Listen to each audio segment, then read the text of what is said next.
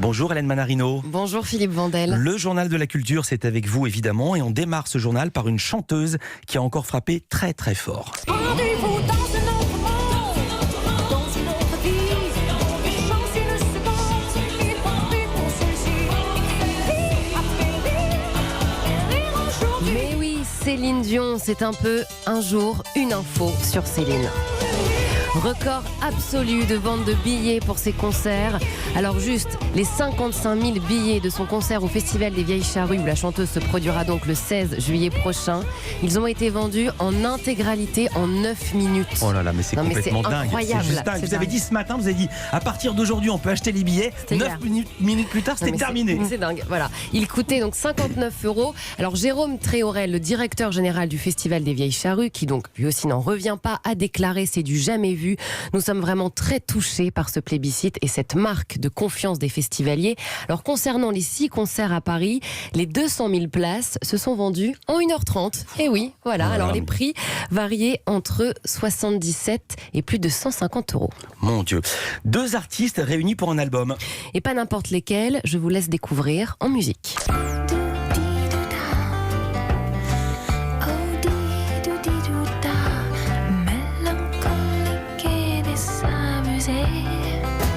Rester debout, mais à quel prix? Sacrifier son instinct. Je pense que c'était le blind test le plus facile de l'histoire de France. Jane Birkin, je dirais, et Etienne Dao. Vous me dites, hein? Et bonne réponse. C'est parce que c'était le premier blind test de la saison. Je vais en faire d'autres jusqu'au mois de juin. Vous inquiétez pas. Celui-là était fastoche. Alors Jane Birkin prépare actuellement son nouvel album prévu pour 2020. Et sur ce projet, elle sera donc accompagnée d'Etienne Dao, notamment dans l'écriture et la réalisation. C'est un album de chansons originales que la chanteuse de 72 ans est prête à offrir à son public. Etienne Dao a déjà commencé à travailler sur cet album. Ils sont, je cite, à la moitié du chemin. Jane Birkin va également écrire. Le chanteur, lui, a déclaré: c'est vraiment très beau. Pour l'instant, c'est plein de tous les drames qu'elle a traversés récents. C'est très puissant, vraiment. C'est une expérience très forte que de l'accompagner dans ce projet. Alors rien de surprenant puisque les artistes avaient déjà collaboré ensemble sur quelques chansons. Et puis juste dans les petites nouveautés à venir, Aya Nakamura sort une réédition de son album le 25 octobre et Angèle vient d'annoncer aussi la réédition de son nouvel album Brawl avec 7 titres inédits. On va en Amérique. L'acteur Robert Downey Jr. dit non aux Oscars. Et oui, l'interprète d'Iron Man, soit Tony Stark dans Avengers Endgame, ne sera donc pas à la cérémonie. Le film, je le rappelle, a remporté un franc succès. Sa prestation avait été très appréciée par les fans. Ils étaient tous mobilisés d'ailleurs pour que l'acteur soit nommé comme meilleur acteur et il a enfin répondu lors d'une émission d'Howard Stern aux États-Unis. Alors, je suis content que tu m'en parles car il y a eu des discussions sur ce sujet et j'ai dit donc à Disney: évitons. Voilà, le cœur n'y était pas.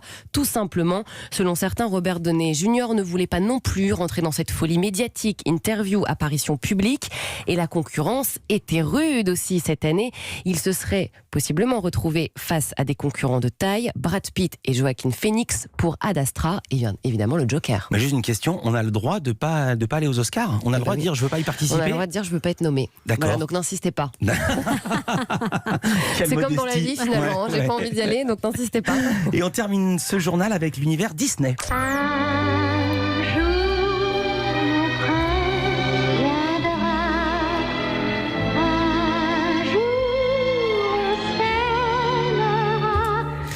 Terminé par un petit côté féerique, romantique, c'est pas mal ce journal de la culture. Alors vous savez que la grande mode de Disney, c'est de donner un second souffle à ces grands classiques.